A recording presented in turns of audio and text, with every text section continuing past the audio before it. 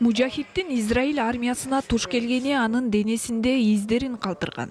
Анын бутуна жана далысына ок тийип, аскердик унаанын капотуна күчтөп чыгаргандан күйгөн жана көгөргөн тактар калган.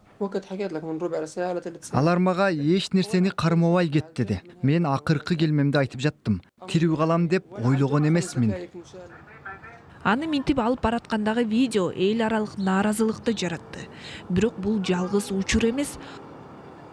Ошол эле аскердик рейд учурунда Самирди жонуна атышкан. Ал бизге тура албай калганын айтты. Бирок анын шымын чечип капотко ыргытып жиберишкен. Анын жарым жылаңач абалда армиянын ошол эле унаасында баратканы бул видеого түшүп калгандай. 2 кишиге тең мында Джениндин Жабарият аймагында израилдик күчтөр издөөдө жүргөн адамды кармоо үчүн келгенде ок тийген. Дубалдарда дале снайпердин огунун издери турат.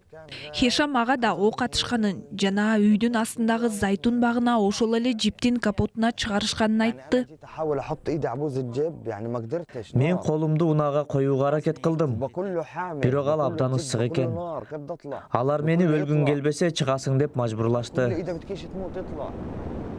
Израиль армиясы Мужахиддин учурунда буйруктар жана жол жоболору бузулган деп териштирүү болоорун билдирди. Биз аларга койгон жаңы айыптоолор каралып жатканын айтышты. 3 киши тең армия тарабынан тез эле бошотулган. Дженин 7 октябрдагы Хамастын чабуулдарынан бери Израилдин бутасына айланды. Ошондон бери ал жерде 120дан ашуун палестиналык жай тургун жана согушкер Израилдин аскерлери тарабынан өлтүрүлдү. Бирок лагерди дагы эле куралчан адамдар күзөтүп салгылашуу басыла элек.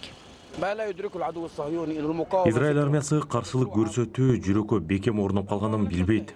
Бул эч качан токтобойт. Эгер бир палестиналык өлтүрүлсө, анын ордуна дагы 5 келет. Израилдин ушул аптада жасаган операциясы учурунда жолго көмүлгөн бомбалар жарылып, 1 жоокер өлүп, 16сы жарадар болгон. Бул согуш Газа согушунан көп убакыт мурда башталган. Бирок мында эки тараптын тең тактикасы өзгөрүп жатат жана Израиль аскерлеринин жүрүм-туруму көзөмөлдө турат. Бул Газадан башка аймак, бирок мында ошол эле каршылаштар, ошол эле согуш жүрүүдө.